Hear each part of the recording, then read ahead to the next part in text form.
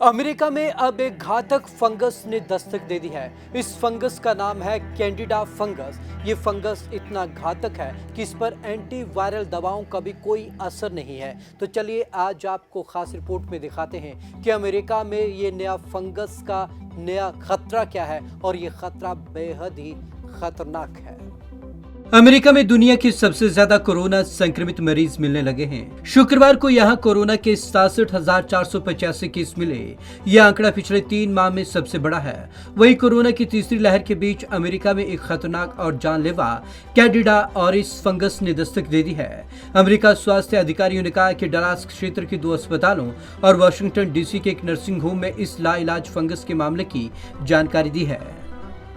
मरीजों में तेजी से फैल रहा कैंडिडा फंगस। वाशिंगटन डीसी के कैंडिडा ऑरिस से संक्रमित 101 मामले रिपोर्ट किए गए हैं। इनमें से 3 ऐसे मामले थे जो सभी 3 प्रकार के एंटीफंगल दवाओं के खिलाफ प्रतिरोधी थे। उधर डलास के 2 अस्पतालों में कैंडिडा ऑरिस के 22 मामलों का क्लस्टर रिपोर्ट किया गया। इसमें से 2 मामले मल्टी ड्रग प्रतिरोधी पाए गए। चिंता की बात यह है कि यह फंगस मरीजों में तेजी से फैल रहा है।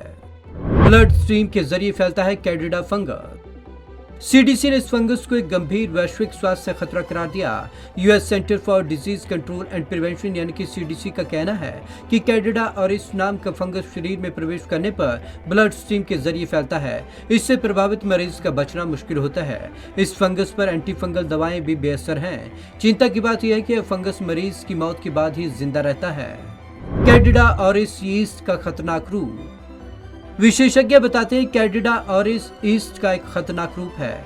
इसे गंभीर मेडिकल कंडीशन वाले रोगियों के लिए बेहद खतरनाक माना जाता है। बुखार और ठंड लगना कैंडिडा ऑरिस संक्रमण के सामान्य लक्षण हैं। चिंता की बात यह है कि संक्रमण के लिए एंटीबायोटिक इलाज के बाद भी मरीज में सुधार नहीं होता। कैंडिडा ऑरिस मरीजों की पहचान में सबसे बड़ी दिक्कत आ रही है। अस्पताल के वातावरण में रहता है मौजूद। यह एक ऐसा फंगस है जो आमतौर पर अस्पताल के वातावरण में मौजूद रहता है और कमजोर इम्यूनिटी के मरीजों को अपना शिकार बनाता है। दूसरी तरफ सीडीसी के डायरेक्टर रेशले वेलेंस्की ने कहा कि अमेरिका में टीकाकरण न कराने की महामारी चल रही है क्योंकि देश में रोज 5,21,000 टीके लग रहे हैं। यह अप्रैल में रोज लग रहे टीकों से 85% कम है। Bureau report, Punjab Kesari TV.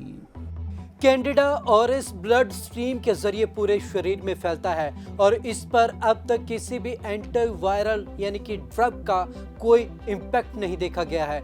यानी कि इस पर सभी दवाएं लगभग फेल साबित हो चुकी हैं और अब ये बड़ा खतरा बनकर उभर रहा है। अमेरिका इस त्रासदी से निपटने में नाकाम सा साबित हो रहा है क्योंकि जिस तरीके से अब तक के केस आए हैं और उनमें जिस तरीके की स्टडी देखी गई है, साफ तौर पर यह देखा गया है कि जिसको भी कैंडिडा ऑरिस का ये फंगस लगा है उसकी जान जाकर ही रही है। तो आज की इस खास रिपोर्ट में बस इतना ही। विवेक शर्मा को दीजिए इजाजत। नमस्कार।